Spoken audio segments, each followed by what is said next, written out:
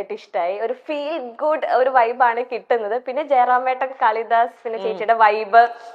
എന്താണ് ആശകളായിരം? ആശകളായിരം വെച്ചാൽ എല്ലാവർക്കും ആശകളായിരമല്ലേ, എല്ലാവർക്കും ആഗ്രഹങ്ങൾ ആയിരമാണ്. അപ്പൊ അതുപോലെ ആഗ്രഹങ്ങൾ ആയിരമായിട്ടുള്ള ഒരു കുടുംബത്തിന്റെയും ഒരുപാട് ചെറുപ്പക്കാരുടെ ഒക്കെ ഒരു സിനിമയാണ്. നിങ്ങളെ പോലുള്ളവരൊക്കെ ആ സിനിമയിൽ ഒരുപാട് പേരുണ്ട്. സിനിമയിൽ കുറെ ഇൻഫ്ലുവൻസേഴ്സ് ഉണ്ട്. ഇപ്പോഴത്തെ ജനറേഷന് ഭയങ്കരമായിട്ട് റിലേറ്റ് ചെയ്യാൻ പറ്റുന്ന ഒരു സിനിമയായിരിക്കും. ഓക്കെ, ചേച്ചിക്ക് ഇനിയുണ്ടോ ആശകളായിരം? ആശയ്ക്ക് ആശകൾ ഉണ്ടാവാതിരിക്കോ?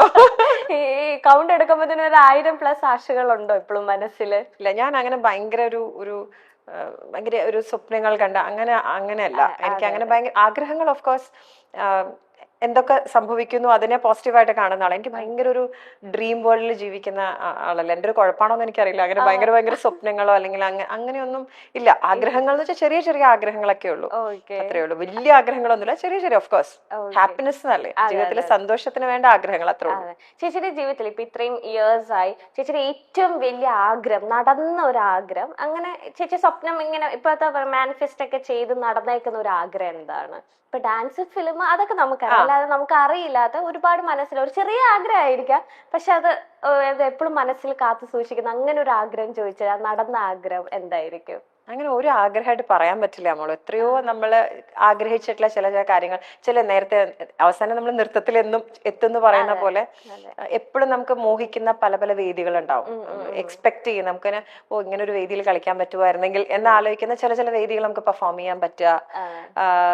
പിന്നെ സിനിമകളെ പറ്റി പറയാം, അത് പറയാൻ പാടില്ല എന്ന് പറഞ്ഞു എന്നാൽ അവസാനം. എങ്കിലും എല്ലാം അങ്ങനെ പ്രത്യേകിച്ചെടുത്ത് പറയാനല്ലോ. ഒരുപാട് കാര്യങ്ങളിൽ വാട്ട് ഈസ് ഹാപ്പൻ എന്നുള്ളത്, വാട്ട് ഹാപ്പൻഡ് എന്നാണ്, അതിലൊരു സന്തോഷം കണ്ടെത്തുക എന്നുള്ളതാണ്. ഓക്കെ, ഇതുവരെ നടക്കാത്ത ഒരു ആഗ്രഹം മനസ്സിലുണ്ടോ? ഞാൻ ചോദിക്കുന്നില്ല, അങ്ങനെ ഒരു ആഗ്രഹം ഉണ്ടോ? അധികം ആഗ്രഹിക്കാത്ത വ്യക്തിയാണ്. അങ്ങനെ പറയാൻ ഇല്ല ആക്ച്വലി. ഞാൻ അങ്ങനെ ആയിരുന്നെങ്കിൽ ഇങ്ങനെ ആയിരുന്നു ഭയങ്കര അങ്ങനെ ഇല്ല എനിക്ക്. അതുകൊണ്ട് കുഴപ്പമാണോ അത്? പക്ഷെ ചേച്ചിക്ക് എല്ലാം ദൈവ സഹായിച്ചെല്ലാം വരുന്നുണ്ടല്ലോ. അങ്ങനെയൊന്നുമില്ല, സന്തോഷം സങ്കടവും എല്ലാം കഴിഞ്ഞ എല്ലാം മിക്സ്ഡ് ആണല്ലോ ലൈഫ്, അത്രേ ഉള്ളൂ.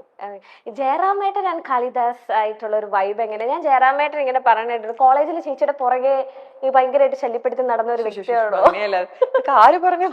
ഈശ്വര പുറകെ നടന്നു എന്നൊക്കെ, ചെരുപ്പ് തേനു എന്നൊക്കെ ഇങ്ങനെ ജയറാമേട്ടൻ തമാശക്ക്. അതൊരു അവാർഡ് ഫംഗ്ഷനില് അതിനു മുമ്പ് പറയാണ്, ജയറാമേട്ടൻ എന്റെ നെയ്ബറാണ്. എന്റെ വീട്ടില് ഞങ്ങൾ രണ്ടുപേരും പെരുമ്പാവൂരുകാരാണ്. അതിന്റെ ഒരു പെരുമ്പാവൂരുകാർക്കായിരിക്കും ഈ സിനിമ ഇറങ്ങാൻ ഏറ്റവും സന്തോഷം കേട്ടോ. ഞങ്ങൾ രണ്ടുപേരും അഭിനയിക്കുന്നതിന്റെ സന്തോഷം. പെരുമ്പാവൂരാണ് ഞങ്ങളുടെ രണ്ടുപേരുടെയും വീട്, വളരെ അടുത്താണ് വീട്. ജയറാമേട്ടന്റെ അനീത്തി എന്റെ കോളേജ് മേറ്റ് ആണ്, മഞ്ജു. ഞങ്ങൾ രണ്ടുപേരും ഒരുമിച്ചായിരുന്നു കോളേജിൽ പോയിക്കൊണ്ടൊക്കെ ഇരുന്നത്. പക്ഷെ ഞാൻ സ്കൂളിൽ പഠിക്കുമ്പോഴേ ജയറാമേട്ടൻ സിനിമാ നടനാണ്. അപ്പൊ പിന്നെ എങ്ങനെയാണ്? അപ്പൊ ഞങ്ങളൊക്കെ ഇങ്ങനെ സ്വപ്നം പോലെ സിനിമാ നടൻ എന്നൊക്കെ പറഞ്ഞ് ഭയങ്കര ആഗ്രഹത്തോടെ, അങ്ങനെ ആ ആഗ്രഹമില്ലേ സിനിമാ നടനെ കാണണമെന്നുള്ള ആഗ്രഹം, ആശകളായിരുന്നു. അങ്ങനെ കണ്ടിട്ടുള്ള ആദ്യത്തെ സിനിമാ നടൻ, ഞാൻ കണ്ടിട്ടുള്ള ഫസ്റ്റ് ഫിലിം ആക്ടർ എന്ന് പറയുന്ന ഒരാള് ജയറാമേട്ടനായിരിക്കും. ഓഫ് കോഴ്സ് ഞങ്ങളൊക്കെ നമ്മുടെ തൊട്ടടുത്ത് കാണുന്നു, തൊട്ടടുത്ത് സിനിമാ നടനെ കാണുന്നു, അത്രേ ഉള്ളൂ. അല്ലാതെ അദ്ദേഹം പറയുന്ന അപ്പൊ ഒരു ഫിലിം അവാർഡിന് ചെന്നപ്പോ ഒരു തമാശക്ക് ഉണ്ടാക്കിയ ഒരു കഥയാണ് ഇതൊക്കെ. ജയറാമേട്ടൻ തന്നെ ഉണ്ടാക്കിയ ഒരു കഥയാണ്, അല്ലാണ്ടൊന്നുമില്ല, ചുമ്മാ തമാശക്ക് ഉണ്ടാക്കി. അപ്പൊ കാലം കഴിഞ്ഞപ്പോ ഇപ്പൊ നോക്കൂ, ജയറാമേട്ടന്റെ അല്ലേ വൈഫായി, ജയറാമേട്ടന്റെ മോന്റെ അമ്മയായിട്ടും കൂടെ അഭിനയിക്കുന്നു. അന്ന് അവരൊക്കെ അല്ലേ ഭയങ്കര സന്തോഷമാണ്. പ്രത്യേകിച്ച് നമ്മള് ഭയങ്കരമായിട്ട് ആരാധിച്ചിരുന്ന ഒരു ആക്ടർ എന്നുള്ള രീതിയിലും നമുക്ക് ആദ്യമായിട്ട് ആ വീട്ടിന്റെ പുറത്തു കൂടെ പോകുമ്പോൾ നമുക്ക് ജയറാമിന്റെ വീട് എന്നൊക്കെ പറഞ്ഞിട്ട് അങ്ങനെയുള്ള ഒരു ആളായിരുന്നു ഞങ്ങളൊക്കെ. അപ്പൊ അദ്ദേഹത്തിന്റെ കൂടെ അഭിനയിക്കാൻ പറ്റുന്ന ഒരു സന്തോഷം. ഈ നമുക്ക് എല്ലാം മനസ്സിൽ ജയറാമേട്ടനും കാളിദാസും കൊച്ചു സന്തോഷങ്ങളാണ്. അത് ഇടയ്ക്ക് എടുത്ത് കാണുമ്പോൾ ഒരു സുഖമാണ്. അവരുടെ ആ ഒരു ബോണ്ടിങ്ങും കാര്യങ്ങളെ ഞാൻ ഇടയ്ക്കിടയ്ക്ക് ഇങ്ങനെ യൂട്യൂബിലൊക്കെ എടുത്ത് ഇങ്ങനെ ആ മൂവി കാണും. അപ്പൊ അതിനുശേഷം ജയറാമേട്ടനും കാളിദാസിന് ഇങ്ങനെ ഒരു ആശകളായിരം അതിന്റെ ടീച്ചർ ഇറങ്ങിയപ്പോ തന്നെ ഒരു ഫൺ, അവരുടെ ഒരു വൈബൊക്കെ വർക്ക്ഔട്ട് ആയി. അതിന്റെ ഒപ്പം ആശ ചേച്ചിയുടെ ഡയലോഗും എങ്ങനെയാണ് അവരുടെ ഒരു ഗിവ് ആൻഡ് ടേക്ക് ആശകളായിരത്തിൽ? ഭയങ്കര അച്ഛൻ മോൻ എന്നുള്ളതൊരു ഭയങ്കര ഒരു സുഹൃത്തുക്കളെ പോലെ. അച്ഛൻ മോൻ മാത്രം പറയാൻ പറ്റില്ല, അശ്വതിയും കൂടെ പറയണം, പാർവതിയും കൂടെ പറയണം. ഒരു ഭയങ്കര വൈബാണ്. ലൊക്കേഷനിൽ വരുമായിരുന്നു പാർവതി. അപ്പം ആ ഒരു കെമിസ്ട്രി നമുക്ക് ലൊക്കേഷനിൽ ലൊക്കേഷനിലുള്ള അതേ കെമിസ്ട്രി നമുക്ക് സ്ക്രീനിലും നമുക്ക് കിട്ടുമായിരുന്നു. കണ്ടിരിക്കില്ല, ഞാൻ അഭിനയിക്കുമ്പോൾ എനിക്കും ഒരു കൗതുകമായിരുന്നു, ഇവരെങ്ങനെയായിരിക്കും അഭിനയിക്കുന്ന സീൻസ്, എങ്ങനെയാ അവരത് അപ്രോച്ച് ചെയ്യുന്നു എന്നുള്ളതൊക്കെ. പക്ഷെ ആക്ഷൻ പറയുമ്പോൾ നമുക്ക് അച്ഛൻ മകൻ അമ്മ മകൾ എന്നൊന്നുമില്ല, പക്ഷെ എന്നാൽ ആ ഒരു രസമായിരുന്നു ഇവർ നമ്മൾ അഭിനയിക്കുന്നതാണ്, തമാശ. അപ്പൊ ഞാൻ ഇടയ്ക്കിടയ്ക്ക് ചോദിക്കുന്നത് ഇങ്ങനെ തന്നെയാണോ വീട്ടില്, ഇങ്ങനെയാണോ എന്നൊക്കെ ഞാൻ എന്റെ ഒരു കുസൃതിക്ക് ഞാൻ ചോദിക്കും. അപ്പൊ ഇങ്ങനെയൊക്കെ തന്നെയാണ്. ഇങ്ങനെ വളരെ പോസിറ്റീവ് ആയിട്ടുള്ള ഭയങ്കര ഫ്രണ്ട്ലി ആയിട്ടുള്ള അച്ഛനും അമ്മയാണ്.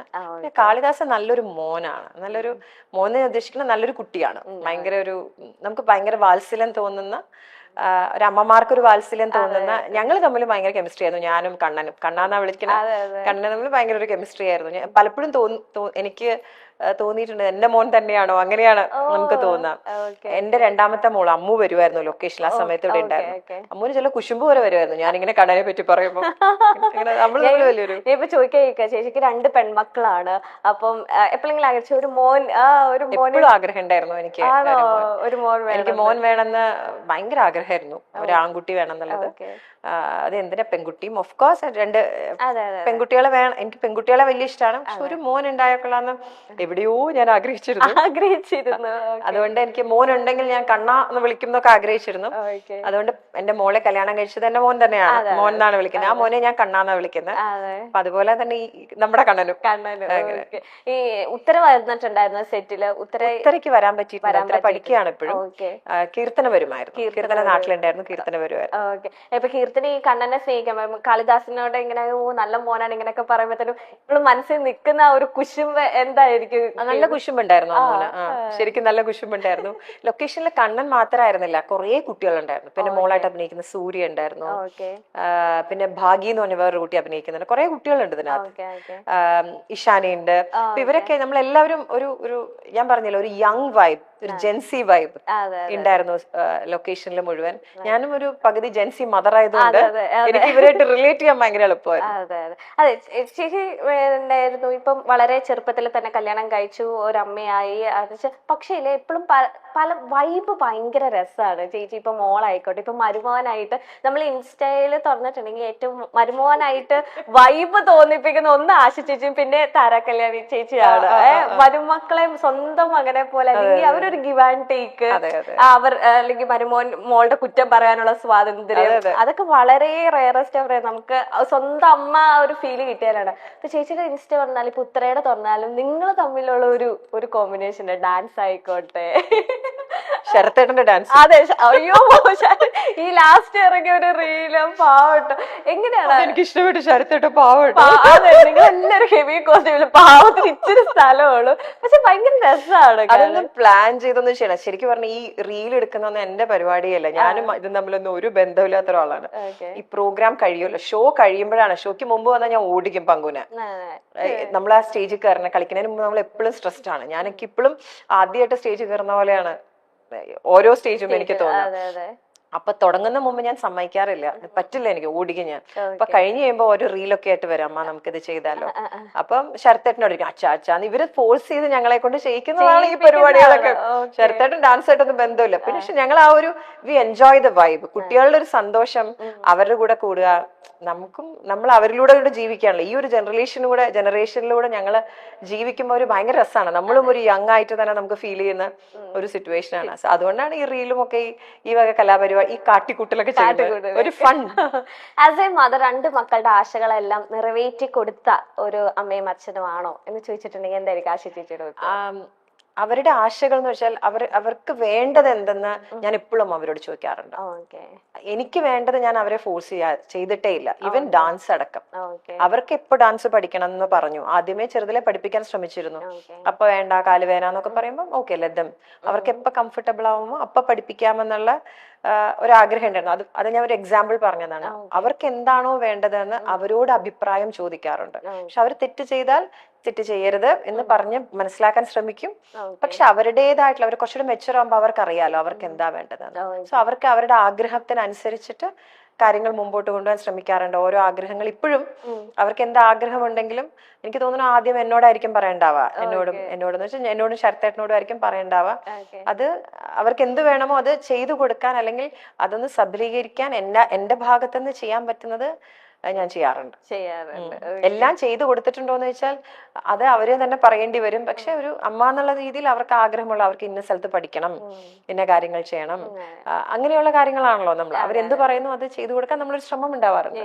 അല്ല, ഞാൻ അത് ചോദിക്കാൻ കാരണം ഉത്രയുടെ പല ആഗ്രഹങ്ങൾ എന്ന് വെച്ചാൽ എനിക്ക് എന്താ പേജ് ഒരു ഫാഷൻ റാമ്പിൽ വർക്ക് ചെയ്യണം, അപ്പൊ അത് നടന്നിട്ടുണ്ട്. ഒരു ഫിലിമിൽ അഭിനയിക്കണം എന്ന് പറഞ്ഞു, അപ്പൊ ആ ആഗ്രഹം നടത്തി വെച്ചു. അപ്പം എനിക്കൊരു വിവാഹം, എനിക്കൊരു പാർട്ട്ണറിനെ, ഒരു കൂട്ട് വേണം എന്ന് പറഞ്ഞപ്പോ അത് ഇപ്പൊ അങ്ങനെ കറക്റ്റ് ആയിട്ട് എല്ലാ കാര്യങ്ങളും മക്കള് ചോദിച്ചത്, അത് അവര് നല്ല ഉദ്ദേശിച്ച് ചോദിക്കുന്നതെല്ലാം തന്നെ നടത്തി കൊടുത്ത ഒരു അമ്മയായിട്ടാണ് എനിക്ക് തോന്നിയിട്ടുള്ളത്. അതുകൊണ്ടാണ് ഞാൻ അങ്ങനൊരു ശ്രമിക്കാറുണ്ട് ഞാൻ.